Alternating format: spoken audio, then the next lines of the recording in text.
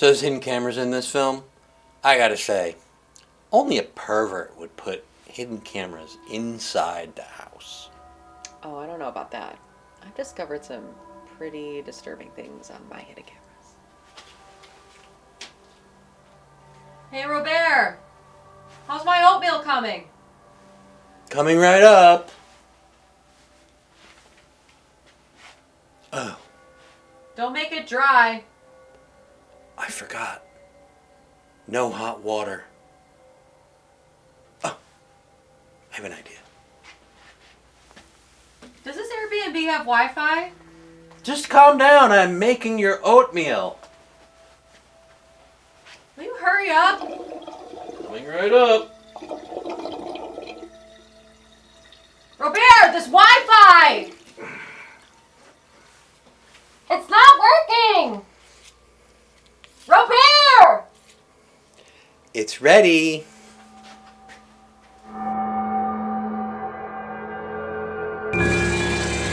Hello, I am Robert. And I am Roberta. This movie is The Rental, released in 2020, directed by Dave Franco, who's James Franco's little brother. What's it about? It's about an Airbnb rental that goes horribly wrong. It certainly is. And of course, when the two couples go to check in to this lovely, lake view overlooking a house, big house, it's not the landlord, he's more like the caretaker. The owner, he says the owner is his brother. Airbnb, yeah. Yeah, but he's got to check him in and show him how everything works because there's a hot tub. Mm-hmm. The hot tub. And he's a creepy guy. Yeah, he's off-putting. They find him racist. They don't like him. He's quite racist. Yes, we find that out. Part of the early plot, and it makes him suspicious. they have to hide their dog because there's no dogs allowed. So they hide the dog in a car. They can't let the guy find out they have a dog. And he leaves. The dog is honestly one of the stars of the film for me. But once the guy leaves, and I can't remember his name, creepy guy. We'll just call him creepy guy. Creepy plaid wearing guy. So the four people are Charlie, his girlfriend Michelle, Mina is Charlie's business partner, and Charlie's brother Josh, who dates Mina. So there's two couples. Yeah. There's two couples, boy and girl couples, and then these two are in business together, and then these two, whatever. And there's brothers, there's business partners. These people are close. Right. And they have established relationships. And they all agree they're going to have a good time and they're going to do drugs. And they're going to do drugs. There are sexual situations. Drugs. Not enough. And drugs.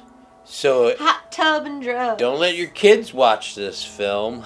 They can watch it. It's not that gross. Although there's some shower scenes and hot tub scenes and sexual relations, okay, there is you can cover their eyes for them. There's no bosom alert. Exactly. That's why it was None. sort of kid friendly. Yeah, sort of, except for the murders and stuff. But so it's a beautiful house. I would love to stay there. That's nice. It's kind of a slow burn building up to it. These people make some very bad choices under the influence of alcohol and drugs. Can we count the overused horror movie tropes that they use in this film? Stranded in a cabin. Dog goes missing. Creepy landlord. Car trouble. Drug use to the point of, what's going on? It's the fact that they start screwing around with the people they shouldn't screw around with. So, effed up love quadrangle. Mm-hmm. That's a trope, I think. It also happened in Prey. Mm-hmm. And a lot of other. Your Prey, not my Prey. 2021 Prey. So, there's a good 7 or 8, I think, overused tropes. And then we get to the crux of the matter. I will interject. that if a trope is well done, I don't mind it. And I, for the most part, didn't mind the tropes. The car trouble was almost a little too on the nose at the part that it did happen. I think she liked this film better than I did. I think it did too. But I digress. A secret locked room. Another trope. Secret cameras. Well, the secret cameras. So, secret cameras wouldn't normally be a problem because you could say, oh my God, secret cameras, let's get the hell out of here and call the police. But they can't because this guy... No, or that's a spoiler. Okay, they did There's some something stuff that is on camera that they don't want on that camera. they don't want to... Multiple things get put on camera. They don't want it on camera. Yeah. Yes, you're right. It starts with one thing, goes to another. You could argue many things happen. So they can't go to the cops. Right. So they try to find the, like, motherboard. Find the server. Where's the server? There's no, you know. It's gotta be around here somewhere. Wi-Fi only goes so far. This is being recorded somewhere. Let's find it. And that's... So this was actually billed as a slasher film. And I'm watching like the first hour, and I'm like, there is no slashing going on in here. A lot of burn and a lot of slow burn buildup. Let me tell you, by the last third of the movie, there's some slashing going on.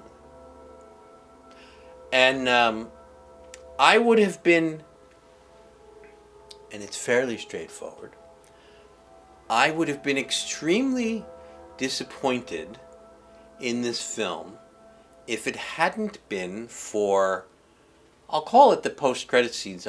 I'm not 100% sure if it's post-credits or during the credits or whatever happens. We leave that house behind. That story is told, and then we go to another scene. And in the last 5 minutes of the yes, it's got to be the last 5 or 6 minutes. That for of the me movie. made me that's gonna rank my pumpkins a lot higher.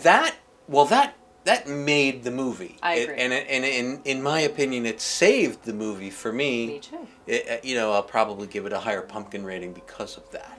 It seemed like a pretty generic slasher put in a modern setting. You got the Airbnb factor, cell phones. It's very modern. But what set it apart from other slashers was, I agree with you, Robert, the ending. It's worth watching this film just for that ending. The ending to me is the creepiest part. That ending, the way they left it, made me so uncomfortable. So it's almost, I'm not going to say it's a separate movie, the ending, but there's... You could do a sequel, many sequels based on that There's ending. the four people that come to rent it are the main characters. And then there's another couple, I'll call them principals in the film, right? And then I noticed in the credits, there are 26 people listed as background. Now, you normally don't put background, you don't list them in the credits. Background don't get credits. These background, the 26 people, did get a credit in the film and on IMDb. That's amazing. They all appear at the end of the film. Mm-hmm. They're And featured background. They are featured background. I mean, they weren't walking by like they had. No, they were doing things. They were all part of a story that was getting told, and I gotta say it worked really well, and kudos for them because now they have a credit and they can put it on their resume and it's on IMDb. And most of those people only had that one credit because I checked them out on IMDb. But it was really good, that part of the film. And the first part was very tense. It was a tense movie. And then the slashing starts, and then we go into that last final scene, and it works. It's young Mr. Franco, he tried some new stuff in this film that you don't see a lot, and I gotta give him credit. So having said that, let's do some lines from the movie. Where's the Molly?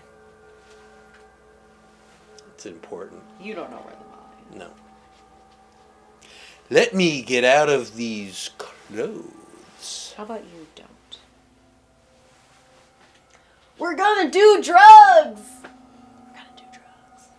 And the always appropriate, I'll see you in hell. Great. How about a pumpkin rating for this film? I want 3 as a minimum.